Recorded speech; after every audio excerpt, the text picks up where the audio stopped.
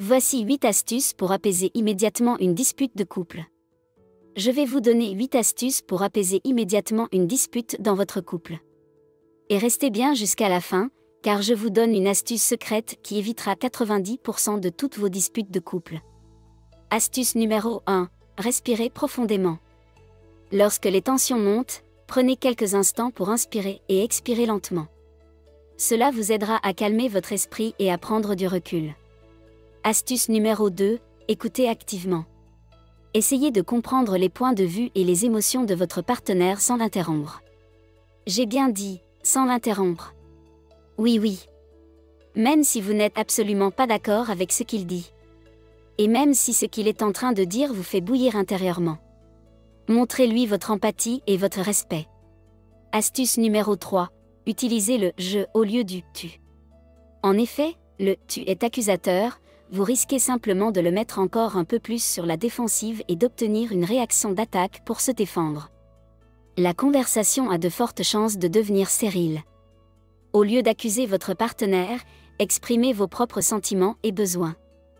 Parlez de vos émotions de manière calme et ouverte. Astuce numéro 4. Reformulez ce qu'il vient de dire en utilisant ses propres mots. Donc, si j'ai bien compris, tu es en colère car...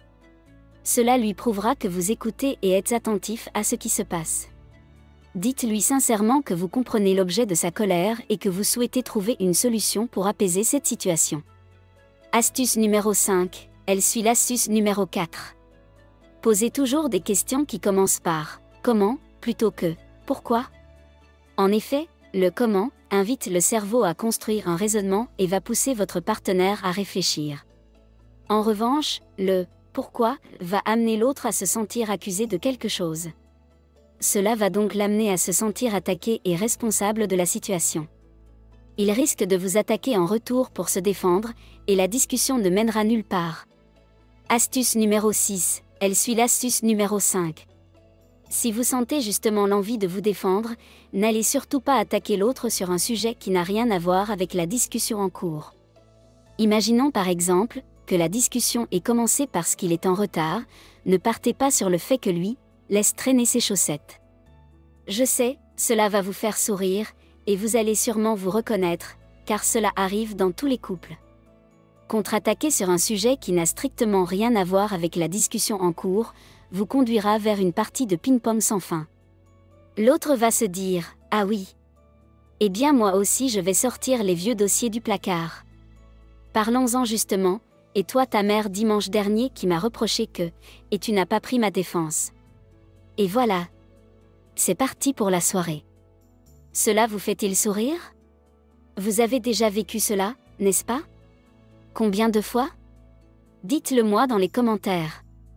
Bref, il n'y aura pas d'arbitre entre vous deux, personne pour compter les points, et tout ce que vous allez gagner, c'est que cette discussion se termine en porte qui claque, vaisselle cassée, chacun a boudé dans une pièce de la maison, ou à une extrémité du canapé attendant que l'autre s'excuse.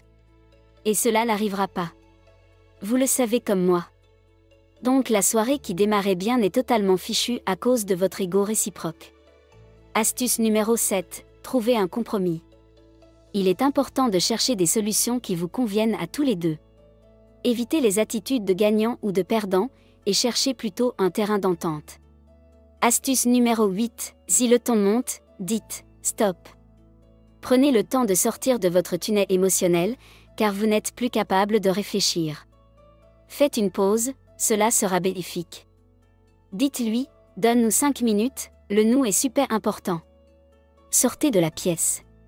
Accordez-vous un moment de calme et de réflexion avant de poursuivre la discussion un peu plus tard. Cette astuce numéro 8 évitera dans quasiment 100% des disputes que cela ne dégénère encore plus.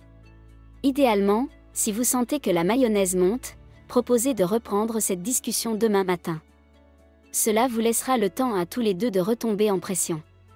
Vous aborderez le sujet de façon beaucoup plus calme et détendue. Et maintenant, voici mon astuce secrète. Évitez absolument tous les sujets importants et sensibles par SMS, vocaux, ou lors d'une conversation téléphonique à distance. En effet, vous perdez toute possibilité de calmer le jeu, de prendre l'autre dans vos bras, ou de le regarder avec un regard doux. La communication, qui est la base du couple, regroupe 3 types de langage. Le verbal, le non-verbal et le paraverbal.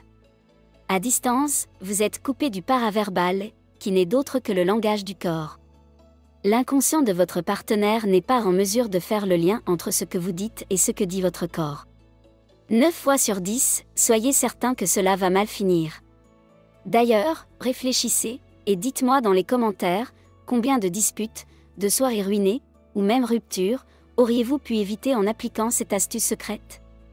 Mettez cela en pratique dès aujourd'hui afin de maintenir l'harmonie dans votre couple. Abonnez-vous à ma chaîne pour ne rien manquer, partagez vos expériences dans les commentaires et mettez un pouce vers le haut. À bientôt!